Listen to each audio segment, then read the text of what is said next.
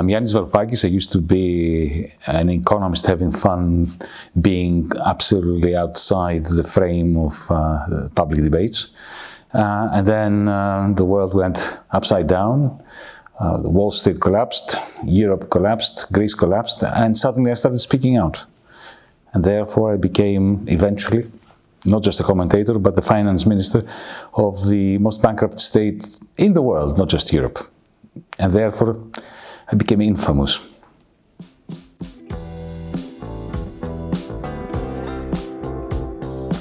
I would be far less pliant and diplomatic.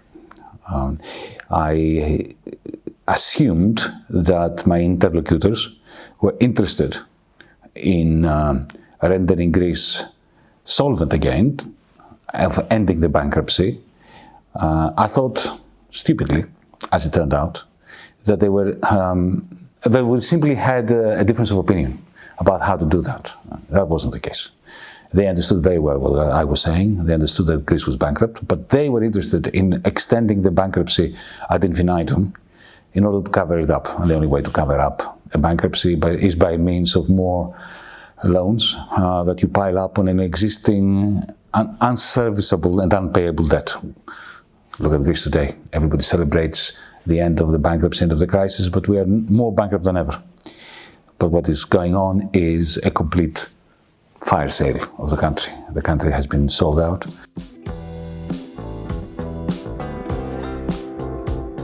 Techno-feudalism is not about what is going to happen to us. It's not about what artificial intelligence will do to our jobs. It's not about the future. It's about the present. It's about what has already happened to us without us noticing. So what has happened to us? Well, capitalism has been overthrown by capital, which is something neither the left nor the right wanted or ever imagined. If you're a free marketeer, pro-capitalist, you should be very worried. If you're a left-winger, you should be equally very worried. Because capital triumphed. It's been triumphing, especially after 1991, the collapse of the Soviet Union, the incorporation of more than 1 billion Chinese workers, and of course Indian workers and former Soviet workers into capitalism. Capital has technologically expanded, qualitatively triumphed, and has had absolutely no real predator facing it down. Organized labor has become disorganized, governments have become weak and meek, and therefore it continued to triumph to such an extent that it mutated, like a virus that mutates into a very stupid toxic form that kills its own host. So my hypothesis is that capital killed capitalism. And that is a major worry for everyone, left, right, center, or should be. And the reason for that is that, once upon a time, leftists and rightists, we were arguing about the efficiency of the market. We really want the market to be choosing prices, quantities, organizing and coordinating human endeavors, economic activity. Now the market is gone, and we haven't even noticed. It sounds a bit strange, but let me put it this way to you. The moment you enter Amazon.com, you're outside of capitalism. You're outside of the market. Amazon.com is not a market. It's got lots of traders, thousands, hundreds of thousands, millions, and millions of consumers. But it is not a market. In a marketplace, there is free association between them. In Amazon.com, there is one algorithm. If you and I type the same thing, handheld binoculars or exercise bikes, you will get different vendors than I will. Because the algorithm is matching us in a manner that gives Jeff Bezos, the owner of Amazon, the greatest opportunity of extracting rents, not profits, rents, from the people who sell us the binoculars or the exercise bikes and from us. In other words, Amazon.com is like a digital fiefdom belonging to a feudal lord, a techno-feudal lord, or a cloud-elist, Mr. Bezos, who produces nothing. And do you know that he takes 40% of everything you pay a capitalist to produce the binoculars and the bicycles?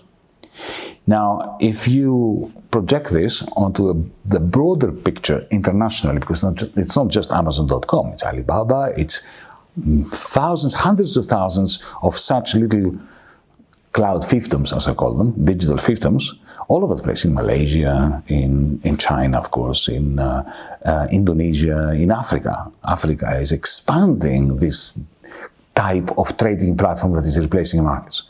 If that is so, that means what? It means that between 30 and 40% of GDP, at least in the limit, is going to be siphoned off out of the circular flow of income. Because Bezos doesn't need to spend this money. He can't spend this money. It's impossible to spend all this money. He doesn't invest in it. Why should he invest it? It's rent. Rent doesn't get invested, unlike profit. Which means that central banks need to keep pumping money into the economy to keep it going. That creates inflationary pressures. We know what this means in terms of the cost of living crisis. If we feel that we are at a juncture of many different crises, from the crisis of cost of living to the crisis of recessionary forces which are combined with the cost of living crisis, the climate catastrophe and so on, this polycrisis, as Adam Tooze calls it, my view is that what is underlying it is this shift from capitalism to techno-feudalism.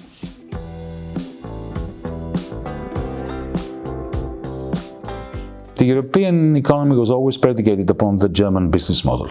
That business model is now kaput, it's finished. Because that business model was reliant on three axes. Cheap energy from Russia, low wages in Germany, and a ready market, willing and ready market in China for intermediate goods by the Mittelstand in Germany. All three are gone. The war in Ukraine has ended the cheap source of energy, and now we pay through the nose huge prices for liquefied natural gas that comes from New Mexico and from Texas, or Qatar, or Algeria. The cost of living crisis that sparked, together with the pandemic, ended the suppression of German and Dutch wages. And the new Cold War between the United States and China is putting paid to the willing and ready market on which the German business model was based. If you add to that the complete collapse of any dream of European political union as a result of the war in Ukraine, and why am I saying this? Because the war in Ukraine has created a new division. We used to have the North-South divide, which was bad enough. Now we have an East-West divide. Imagine that tomorrow there is a peace process. I hope there is one, by the way. I'm keeping my fingers crossed that there is a peace negotiation process at the United Nations, including all the players. The Ukrainians, of course, and the Russians, and the Americans, and the Chinese, and the Indians, and the Europeans. We know who will represent all these entities, except one, Europe. Who's going to represent Europe in that peace process? It can't be Olaf Scholz or Emmanuel Macron. And it can't be, not only because they don't have the official right to represent all Europeans, they can't be because the Polish government, the Estonian government, the Finnish government, the Swedish government will veto them. They consider both Scholz and Macron to be Putin's handmaidens. But without France and Germany, we will have to foot the bill after such a negotiation process, because let's face it, it's the Europeans that will pay the 1 trillion euros that the bill for rebuilding Ukraine will come to. You can't have that $1 trillion euros without a Eurobond, without a fiscal union, which we don't have, and now we will never have, following the pandemic and the war in Ukraine, without Germany and France leading this, and they cannot be leading this because of the East-West divide. So we have the breakdown of the German model, of the Eurozone model, along with the demise of the political representation mechanisms that would make it legitimate for the European Union to pay 1 trillion euros for Ukraine.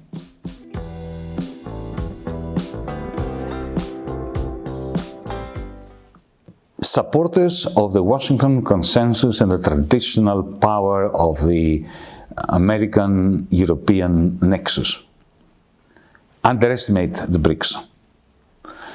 The Global South and people of the left that are critical of the American, European Union, United Kingdom nexus overestimate the importance of the BRICS.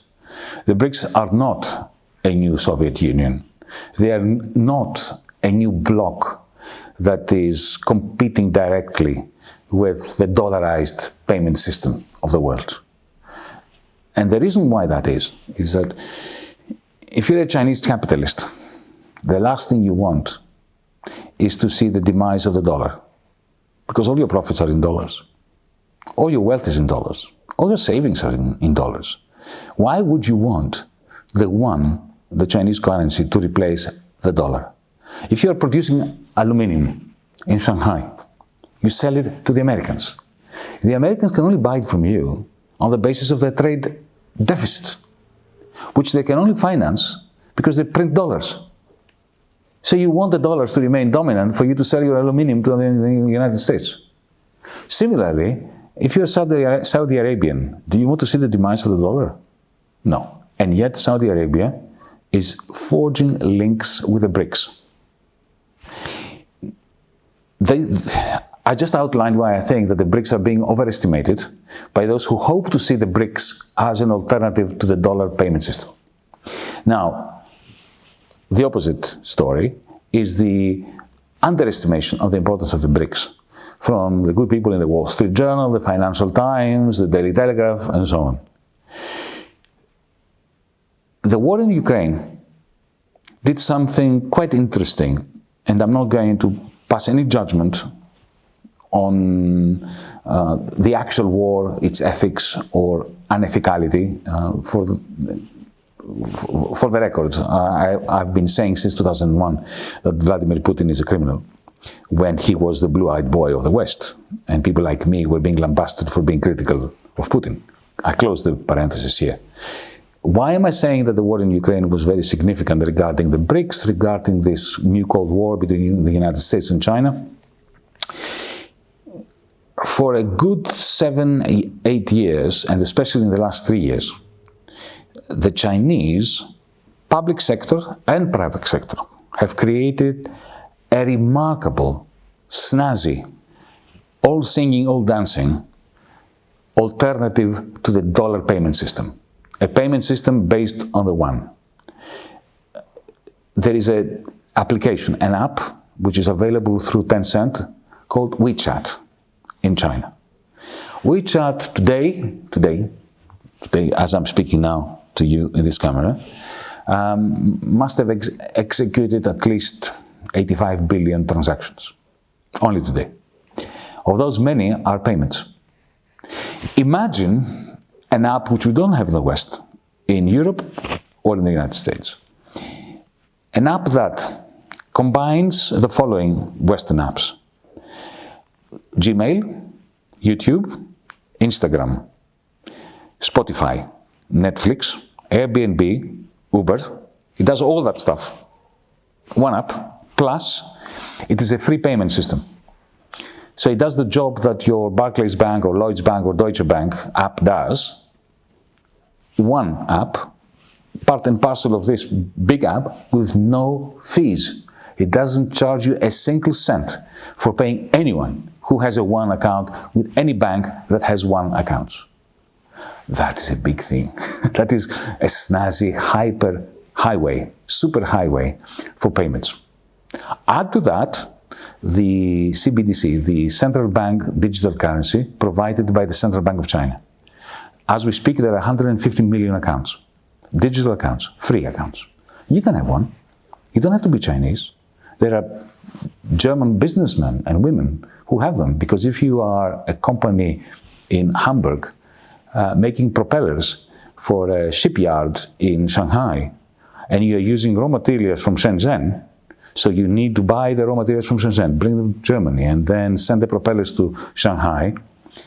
This CBDC, this digital wallet that the Central Bank of the People's Bank of China provides you, allows you instantaneous free payments to receive and to send. You don't have to go through the Deutsche Bank, Finanzbank, the European Central Bank. That's what I mean by a snazzy superhighway. The combination of WeChat and the digital currency of the state in China is a fantastic 8-lane highway. Up until the war in Ukraine, it was empty. Hardly anyone ever used it. Imagine we were to build a fantastic highway, nobody using it, free of cars. Why was it vacant? Because capitalists in China, in Germany, in India, they use the dollar system. Now, after the West, following Putin's criminal invasion of Ukraine, confiscated something like $400 billion of Russia's money, of the Russian central bank's money. Suddenly, Saudi Arabian princes, Indonesian oligarchs, United Arab Emirates, business people, men usually, right? They started thinking if they took their money, then maybe they will take our money at some point, because these are not exactly saints, if you know what I mean, right? So they say, well, why don't we hedge our bets and, circulate some of our dough, of our wealth, through the Chinese superhighway, which is safe from at least the good people in Washington, D.C. That is why the war in Ukraine has created two opposing, in the language of my book, Techno-feudalism, digital fiefdoms. One is dollar-denominated, the other is yuan-denominated. And if you want to know, that's my hypothesis at least, why it is that the new Cold War between America and China is being inflated, why the tensions are building up, why it is that Biden, isn't that interesting that Biden upped the ante? It was Trump who started the Cold War with China. Biden comes in, and instead of undoing that, he turbocharges it and declares total economic warfare against China, because that's what it is, to deny China access to advanced microchips. The reason for this tension is because the United States understands one thing, the United States government, that its exorbitant privilege, its hegemony depends on maintaining the monopoly of the payment system, the dollarized payment system. And the new Cold War is the result of this insecurity that Washington, D.C. feels for the first time in history, since 1944, that it loses the monopoly of payments. The European Union, again, is irrelevant because we do not own any company that is capable of creating such applications, such payment systems.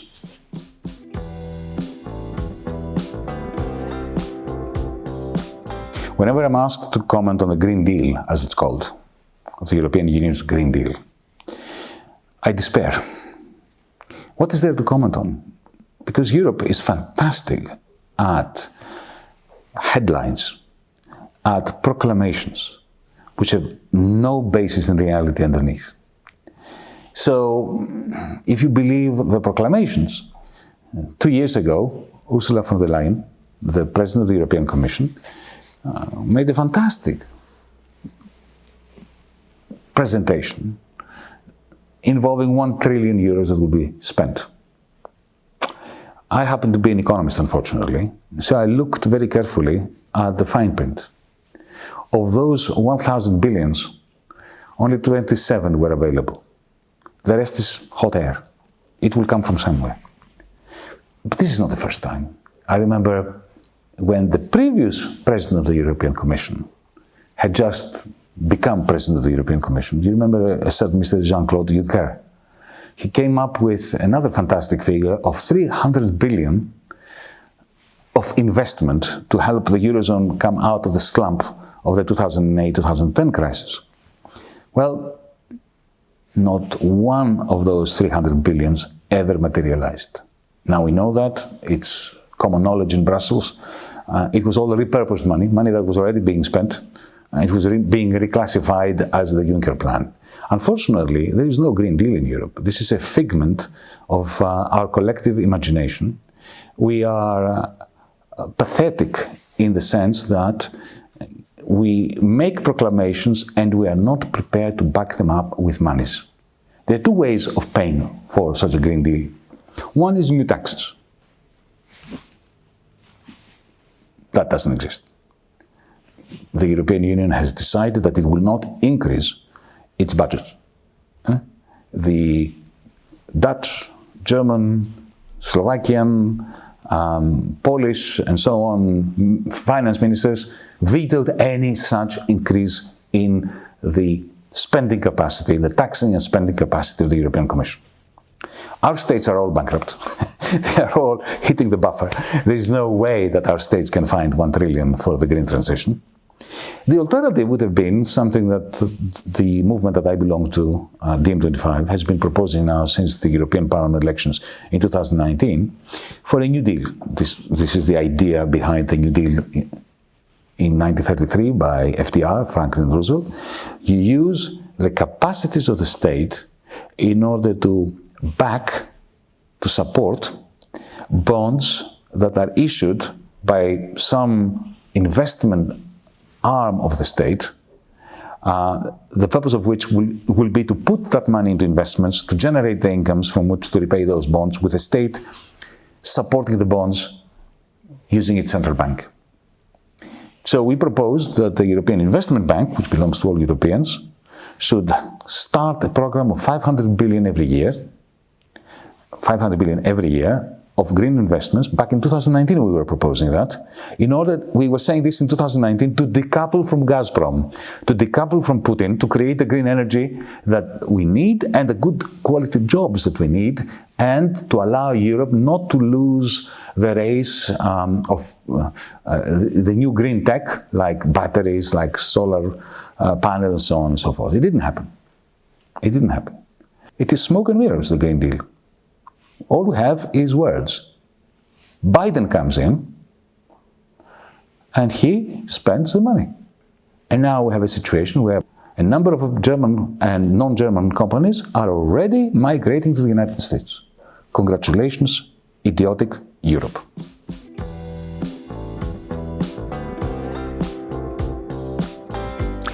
It must be said that the employment statistics are very positive, and one would be very hard-pressed to predict during the pandemic that employment would recover so well. At the very same time, and that is the other side of the same coin, the jobs that we are talking about mostly are of the form that David Graeber scientifically referred to as bullshit jobs. Third-rate jobs are being created to replace good jobs which are being depleted as a result of the failure of the Eurozone to invest, especially to invest in the technologies in which the Chinese and the Americans are doing really very well, and we Europeans are falling behind. The second axis, which is absolutely essential not to lose sight of, is that in Europe now we have levels of private and public debt, not just public debt, private and public debt, which should really start ringing alarm bells. We have a very thin labor market. It's doing well in terms of numbers, very low levels of unemployment, but very thin in terms of productivity of labor, productivity of capital, the prospects of those jobs. I mean, if you think about it, the car industry in Germany is going to be producing as many cars as they did before, but they will never have the surpluses that they had before, because most of the value added comes from China. Increasingly will be coming from China, batteries that Europe is not producing and cannot produce. And also the fact that our cars cannot be connected to cloud capital, to the cloud, because we don't have any European cloud. It will be connected to Google. It will be connected to big tech, either in the United States or in China. So it is a good recovery without legs.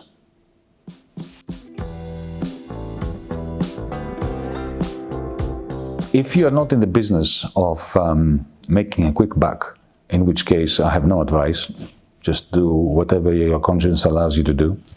And if you're in the business of long-term investments that are not necessarily detrimental to our species' interest, focus on genuine green energy, not on offsets, I don't want to hear another word about offsets, like, paying Ecuador bribe money to grow some trees or not to destroy trees so as to gain the right to extract more lignite in Germany.